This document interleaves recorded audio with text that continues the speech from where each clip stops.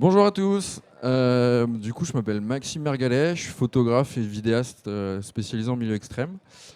Aujourd'hui, je viens pour vous parler d'un projet que je suis rentré là tout juste samedi dernier de ce projet. Donc, il n'y a pas de vidéo, c'est en post-prod. J'y suis allé avec Solal qui est dans le public et un autre ami, Antoine, qui lui est resté là-bas d'ailleurs. L'idée de ce projet, c'était une collaboration entre nous trois, sachant que moi, donc photographe vidéaste, plus spécialisé sur l'image artistique entre guillemets. Solal, lui, c'est un créateur de contenu qui fait beaucoup de contenu sur les serpents. Je vous ai dû le voir des fois sauver des serpents sur TikTok. Et Antoine, lui, vraiment, c'est cohabitation homme-animal. Il s'avère qu'il avait été contacté par une association qui s'appelle Matataora, qui est une asso qui milite pour la préservation des baleines.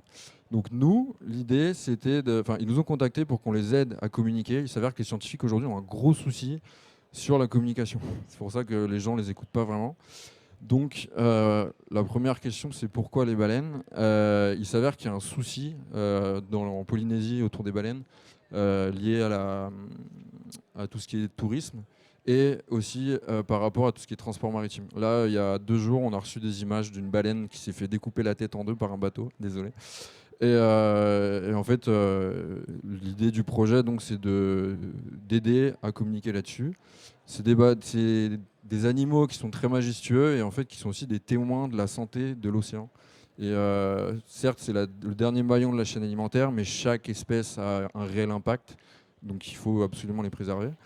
Et donc, donc là, je vous ai quelques images qu'on a pu observer.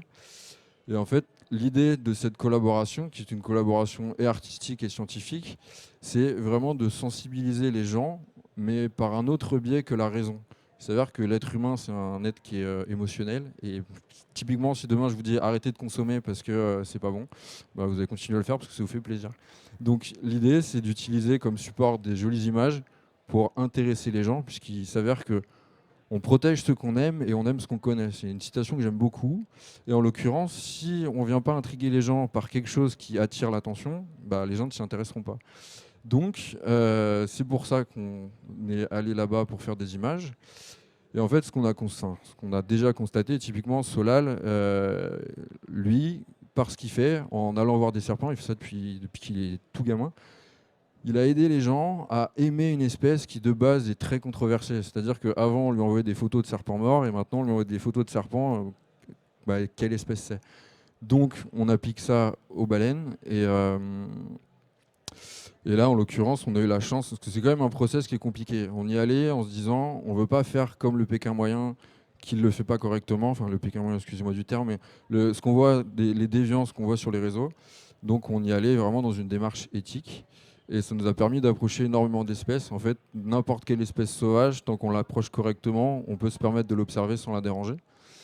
Donc l'éthique par rapport aux baleines, c'était comment approcher une baleine sans la déranger. Et en fait, il s'avère que quand on approche correctement une baleine, on peut finir par danser avec elle. Ça paraît lunaire, mais c'est ce qui nous est arrivé le dernier jour avant que je saute dans l'avion pour rentrer. Et, euh, et donc bon là, on a mis du temps avant de voir des baleines, parce que du coup, dû à la mauvaise pratique, ces baleines se font pas nécessairement approcher, enfin se laissent pas approcher. Et, euh, et donc on a pu voir pour le coup beaucoup d'autres choses, notamment des requins. Ceux-là, là, nagez pas avec eux, c'est une connerie. Ils sont dangereux. On l'a appris après. Mais du coup, en fait, l'éthique derrière tout ça, c'est qu'en allant faire des images d'animaux, il faut surtout y aller en ayant conscience de l'environnement dans lequel on va. Et quand on est à l'écoute, même en nageant avec des requins dangereux, il s'avère qu'on esquive le danger. Parce que du coup, on est à l'écoute de l'environnement et on garde une distance avec l'animal qui fait que, typiquement, Temoana, qui est notre ami polynésien qu'on a rencontré là-bas, lui, il nage avec les baleines depuis qu'il est né et il nous a appris quelle était la bonne approche. Donc en fait, en laissant une distance avec l'animal, sachant que ce sont des animaux intelligents et curieux, c'est eux qui vont venir vers vous. Et, euh, et en fait, en instaurant cette confiance avec les animaux, c'est-à-dire que lui, il verra toujours des baleines, il pourra toujours les approcher. Chose que d'autres ne font pas, ils n'ont pas une approche éthique. Et du coup, ils ne peuvent pas les approcher. Typiquement, à Bora Bora, on n'a pas pu approcher les baleines, alors qu'à Moorea, c'était possible. Et du coup, on a vraiment constaté au fur et à mesure du tournage de ce documentaire que bah, le respect de l'animal permettait vraiment d'avoir une réelle cohabitation avec lui. Et c'est assez criant, du coup, au fur et à mesure qu'on a tourné ce docu, parce que bah, quand on peut avoir la chance de se retrouver avec un animal, là, donc ça c'est un bébé qui fait 2 tonnes, et quand on a un animal de 2 tonnes qui vient s'intéresser à nous, on comprend du coup l'intérêt, et il s'avère qu'en faisant des belles images, bah, les gens souvent viennent vers moi et me posent beaucoup de questions. Et puis c'est aussi un outil qu'on peut utiliser pour faire des expos par exemple. Là on espère exposer sur les grilles du Jardin du Luxembourg. Et au-delà de ça, il y aura également le documentaire YouTube du coup qui va arriver normalement d'ici 2-3 semaines. Je sais pas où on en est dans la prod. Et voilà, donc tout l'intérêt de ce projet, c'est vraiment d'aider la science à pouvoir communiquer à travers un vecteur euh, qui est émotionnel et non plus basé sur la raison. Et voilà, en grande partie, ce que ça donne en termes d'image. Et donc, on a eu des retours de Matataora qui, pour eux, bah, ils ont des vrais soucis par rapport à ça sur tout ce qui est com. Juste, je peux avoir l'heure, s'il te plaît. Euh, et du coup, excusez-moi, ouais, j'ai fait.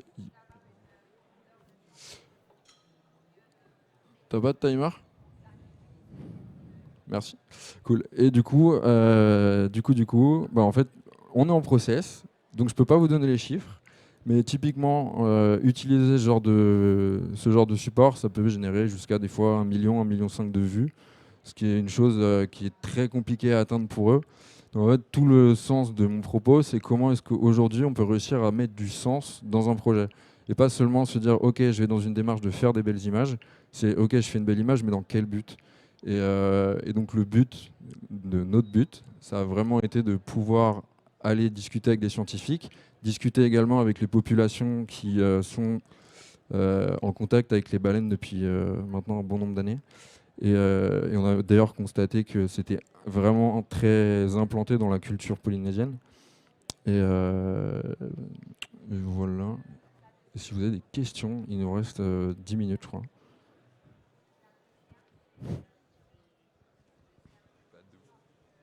Thomas, s'il te plaît. Mec, sauve-moi, s'il te plaît. Je suis désolé, en fait, j'ai plusieurs confs en même temps. Ouais. Combien de baleines on a vu? Terme de baleines, si je demande à So, on a pu nager avec 4 baleines. On a pu en voir par contre plutôt une vingtaine. Mais dans les vingtaines qu'on a vues, bah, tu fais le calcul, il y en a 16 qu'on n'a pas pu approcher. Notamment, bah, ce que je disais, en fait, c'était par rapport de ce qui est wall watching. L'approche, elle a vraiment. Du coup, tu as différents archipels, différentes îles. Et même, tu vois, Tahiti et Moorea qui sont vraiment en face, ils n'ont pas la même pratique d'approche. Et t'en as où tu peux les approcher, genre à Moorea, vraiment, c'est comme tu vas dans ton jardin avec ton chien, quoi. Alors que quand tu vas à Tahiti, vraiment, c'est une galère. La dernière fois, je sais pas, on était le seul bateau et on a mis 45 minutes avant de se mettre à l'eau. En fait, vraiment, tu laisses le process de l'animal qui t'accepte, etc. Genre, tu peux finir par nager avec. Et au final, le baleineau est venu avec nous et il s'avère qu'on a vraiment réussi à créer une réelle interaction avec lui, dans le sens où en fait, le baleineau il va remonter toutes les 3 minutes pour respirer, alors que la mer elle remonte que les 20 minutes. Et tu le laisses venir à toi, mais tu vas pas vers lui. Et au fur et à mesure, on a mis, je crois, 4 plongées du baleineau pour qu'il vienne jusqu'à nous. Et ce qui est ouf, c'est que toi, si tu tends tes bras et que tu te mets à tourner sur toi, le baleineau il va refaire exactement la même chose que toi. Et du coup, c'est pour ça que tout à l'heure je parlais de danser avec le baleineau. Et donc en dansant avec lui, c'était ouf la connexion qu'on a eue. Parce qu'au début, il était loin, tu vois, au niveau de la caméra là-bas. Et au fur et à mesure, il s'approche. Et à la fin, on a été obligé de reculer parce qu'il était trop proche. Et là, mec, genre, c'était juste lunaire. Dans la vidéo que vous pourrez voir sur YouTube, du coup, tu vois Solal qui passe sous la queue parce que le baleineau est vraiment approché trop près. Normalement, on dit, en gros, tu t'approches pas à moins de 100 mètres avec ton bateau et après, tu t'approches pas à moins de 30 mètres à la palme. Sauf que quand le baleineau vient à toi, sachant que lui met un coup de queue, et bah, il est déjà sur place, tu vois. Au final, c'est à toi de reculer pour l'éviter. Parce que les baleineaux, c'est un peu comme les chiots qui savent pas forcément gérer le gabarit, quoi. Et de prendre un coup de caudale, c'est pas, c'est pas ouf. Mais du coup, les images sont vraiment dingues. Et même nous, quand on les revoit, enfin, on a frisson, quoi. C'est assez lunaire. Et du coup, l'utilisation de cet outil-là, tu vois, de vraiment montrer des belles images, tous les proches à qui on a montré ça, genre, ils ont capté le réel sens du propos, quoi.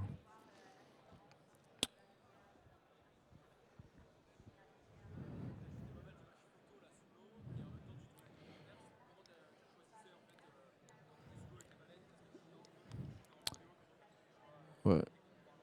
Comment techniquement j'ai fait les choix entre photo et vidéo par rapport au projet d'expo et le projet de docu. Sachant que j'avais qu'un boîtier, je déconseille, prenez 2 boîtiers, surtout dans les tropiques. J'ai failli cramer mon Sony Alpha One parce qu'il y avait trop d'humidité et que j'avais pas de dry box pour retirer l'humidité. Donc j'ai failli pas pouvoir finir le docu. Du coup, en fait, on avait un peu la trame. Enfin, Solal, il a l'habitude de faire ses vidéos YouTube, donc on savait ce dont on avait besoin. Donc on a tourné un max d'images enfin vidéo, pardon. Et une fois qu'on a eu le nécessaire, après, du coup, je pouvais doubler en photo. Ce qui est cool maintenant avec le nouveau boîtier, c'est que tu peux switcher assez vite entre l'un et l'autre. Et moi, après, je savais à peu près ce que j'avais envie en termes de photos. Enfin, après, j'ai pas non plus toutes les photos que je voulais parce qu'en fait, enfin, faut s'approprier l'animal, le terrain. Et puis, on n'a pas pu voir non plus des baleines tous les matins au réveil. Je suis resté que 20 jours, ce qui est déjà très bien. Mais enfin, c'est pas non plus une chose super simple d'y aller, quoi. C'est pas comme ce que tu vois sur TikTok où les mecs, ils arrivent à fond la caisse avec leur bateau, ils sautent avec la GoPro à la main. Genre, c'est un peu, enfin, si tu veux le faire de façon éthique en tout cas, si tu veux que la chose elle perdure, sachant que oui, j'ai pas expliqué pourquoi les baleines viennent à Tahiti, mais elles viennent pour mettre bas, se reproduire et se reposer. Du coup, si vous allez déranger ces animaux-là, bah, du coup, la mère, si elle peut pas éduquer son enfant, quand elle va retourner en Antarctique pour se nourrir avec lui, bah, c'est dangereux parce que du coup, il n'aura pas eu l'éducation nécessaire. Si lui, il n'arrive pas à se nourrir parce qu'en fait, on les dérange trop, bah, il va pas grandir correctement. Et, et donc voilà pourquoi est-ce qu'il est essentiel de ne pas les déranger et après de s'approcher de façon très respectueuse, parce que des fois il y a des accidents où le baleineau finit sur la barrière de corail et donc bah, il finit par mourir sur la barrière. Donc tout ça pour avoir une photo ou une vidéo TikTok, c'est pas ouf.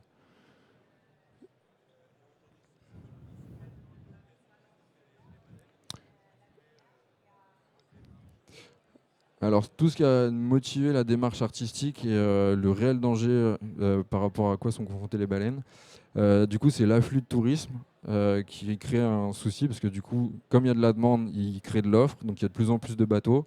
Le fait que des fois, tu peux avoir 50 bateaux, sur Moorea, tu as, je crois, c'est 65 bateaux, plus ou moins, j'ai pas le chiffre exact, mais parce que chaque année, tu en as qui se rajoutent, tu en as qui arrêtent. Mais du coup, 60 bateaux, tu mets ça sur l'eau pour aller voir, je sais pas, admettons, il y a 5 baleines, ça fait beaucoup de bateaux par baleine. Et du coup, bah, tu peux avoir des accidents avec les baleines, avec les plongeurs. Et donc c'est là le danger, c'est d'avoir les mauvais comportements et qu'il y ait des échouages ou des fois de juste séparer la mer et le baleineau. Bon, ça, faut quand même y aller, mais c'est des choses qui sont susceptibles d'arriver. En fait, quand tu rentres dans les passes, dans les barrières de corail, si jamais tu viens et que tu les accules, bah, du coup, là, c'est là où tu vas avoir des réels comportements dangereux pour l'animal, quoi. Et je sais plus, il y a une suite à ta question ou pas? Ok. Ouais. Ouais. Comment je choisis mes sujets? Alors moi, Tahiti, j'avais décidé de soit j'y allais à la voile, soit j'y allais pour récupérer un bateau, mais je voulais pas y aller pour faire du tourisme. Et en fait, bah, quand on m'a proposé un projet sur la nage éthique pour la préservation des baleines, je trouvais je trouvais que ça avait énormément de sens. Parce que la plupart des projets que je fais, mon idée, c'est de mettre l'art au service de la science, c'est-à-dire que je vais dans des milieux qui sont quand même assez reculés, soit Islande, Groenland, etc. Et je veux pas juste y aller de façon égoïste entre guillemets. J'ai envie que le travail que je fais, il ait plus de sens que juste faire une expo. Et donc là, ce qui m'intéressait réellement, c'était de faire toute cette collaboration avec un corps scientifique. Parce que du coup, cette asso-là, elle est quand même reconnue par le ministère de l'Agriculture. Genre, il faut un permis spécial pour tourner des images professionnelles avec les baleines. Donc ça, ce permis-là, on l'a eu. Et, euh, et après, ils bossent avec l'IFREMER et le CNRS, Centre national de recherche scientifique. Donc on est quand même sur des entités qui sont importantes. Et pour moi, ça fait réellement sens tu vois, d'amener une pierre à l'édifice dans le sens où on crée quelque chose de novateur. Et parce que pour le coup, les scientifiques, eux, c'est vraiment compliqué pour eux de parler de ces sujets-là, quoi. Donc d'amener et de l'influence et de l'art dans un monde qui, pour le coup, en manque réellement, quoi.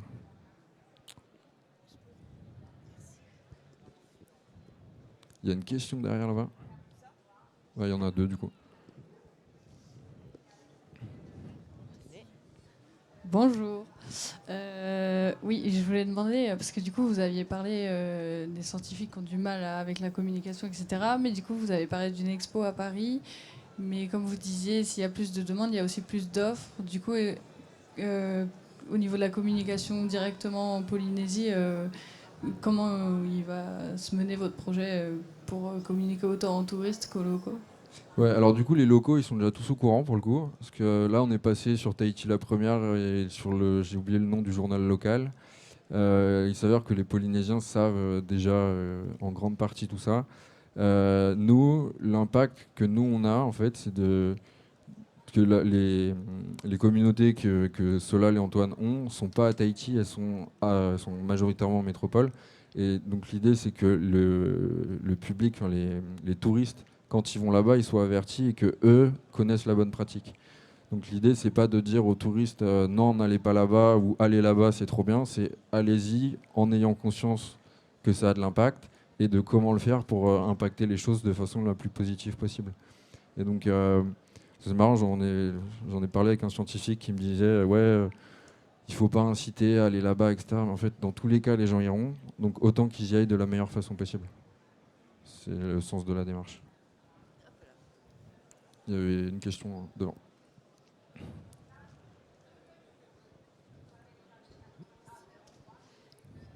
Vous avez parlé du côté éthique de photographier des animaux, mais d'un point de vue technique, qu'est-ce qui est le plus compliqué à photographier sous l'eau?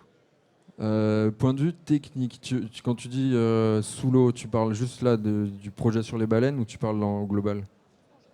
Parce que moi, je viens du monde du surf de très grosses vagues, des vagues de plus de 5 mètres, en photo aqua. Donc là, vraiment, c'est ta sécurité, ta survie pour pas mourir. Là, dans les baleines, faut juste, une fois que tu sais régler ton matos, en gros, quand tu fais de la photo, tu apprends à régler ton boîtier. Là, tu apprends à le régler dans le caisson étanche. Et après, le plus complexe, c'est vraiment l'humain. Quand il a envie de voir quelque chose, il s'approche. Et là, c'est contre nature, faut pas le faire. Parce que dès que tu t'approches, l'animal part. Et en plus, tu le déranges. Donc ça, moi, ça a été le gros problème. Comme je suis habitué à pouvoir me déplacer pour faire mon cadre, je me retrouve à devoir pas bouger et attendre que ça se passe. Et les premières plongées qu'on a faites, du coup, Moana, genre, à un moment, il m'attrape par la palme juste pour me signifier arrête de bouger. Et là, tu te dis merde, ok, j'ai fait une connerie. Tu viens pour pas le faire, mais tu le fais de façon vraiment inconsciente. Donc, ça a été la grosse contrainte que j'ai eue sur ce projet-là. De pas faire ce qu'il fallait faire, enfin, de pas faire ce qu'il fallait pas faire. Bon, une question derrière. Est-ce que dans ce cas-là, comment ça s'appelle déjà le boîtier que vous mettiez sur l'appareil photo pour aller sous l'eau? Un caisson étanche. Le caisson étanche, est-ce qu'on peut y mettre des téléobjectifs dedans ou alors un Généralement, objectif? tu peux monter que jusqu'au 200 mm. En fait, si tu veux, t'as le corps du caisson, c'est comme un boîtier photo. Tu as le corps du caisson et après tu as des tubes que tu changes en fonction de l'objectif que tu mets. Et des fois, tu as des espèces de roues crantées qui te permettent de zoomer ou pas dans le boîtier. Et du coup, tu peux aller de 12 mm jusqu'à 200. Mais après, tu peux pas mettre plus long. Et de toute façon, plus long, déjà 200 mm, c'est très très long sous l'eau, quoi. Et au niveau de l'autofocus, est-ce que ça marche normalement ou c'est plus compliqué sous l'eau? Alors l'autofocus, ça dépend. Si tu es sous l'eau et que tu pas trop de particules en suspension dans l'eau, ça va. Plus tu as de particules, plus l'objectif il va pomper. Après, ça va dépendre de quel boîtier tu as et de quel objectif tu as. Tu sais, avec les technologies, maintenant, tu as Tu as des trucs qui sont vraiment très rapides. Si c'est sur un vieux boîtier, pour le coup, tu risques d'avoir plus de mal à faire la mise au point. Après, si tu es plutôt above water, c'est-à-dire tu es entre la surface et juste le dessous de l'eau, souvent tu vas avoir de l'eau sur ta face avant, et c'est ça qui fait que ça risque de planter. Là, désolé, c'est dégueulasse, mais tu craches dessus, vraiment, craches bien dessus, t'étales. En fait, ça va faire ça va faire une pellicule d'eau qui fait que ça coule, et comme tu as une pellicule d'eau homogène, bah, t'as pas de petites gouttelettes, et ça simplifie beaucoup le process. Voilà. Et aussi, je voulais savoir si c'était possible de régler les paramètres, genre ISO ou... Ouais, tu peux tout régler. Ok. Après, c'est des questions. Enfin, plus tu peux régler de réglages sur ton boîtier, et plus ça coûte cher. C'est-à-dire que comme ils rajoutent, faut repercer, faut remettre des boutons étanches et tout, et tu te retrouves rapidement avec un boîtier à 3000 € le boîtier, quoi. D'accord. Et après, si tu veux un caisson qui est fait pour aller à moins 60, là, tu montes à des encore plus cher. Bon, bah merci. Avec plaisir. Et je sais pas s'il y a d'autres questions. Je crois qu'on est. Ah si, une demoiselle là-bas. J'ai fait quoi comme projet avant? Qui j'ai fait comme projet avant? J'ai traversé l'Atlantique à la voile. J'ai bossé pour des bateaux de course au large. Je sais pas si tu vois les bateaux qui font Vendée Globe. J'ai bossé dans le surf de grosses vagues. J'ai fait des expéditions en milieu polaire. Là en ce moment, il y a une expo que je fais sur les glaciers, où je plonge dans les glaciers. Et justement, tout dans ce process de mettre l'art au service de la science. Voilà, je fais pas mal de trucs différents et de bosser pour différents clients.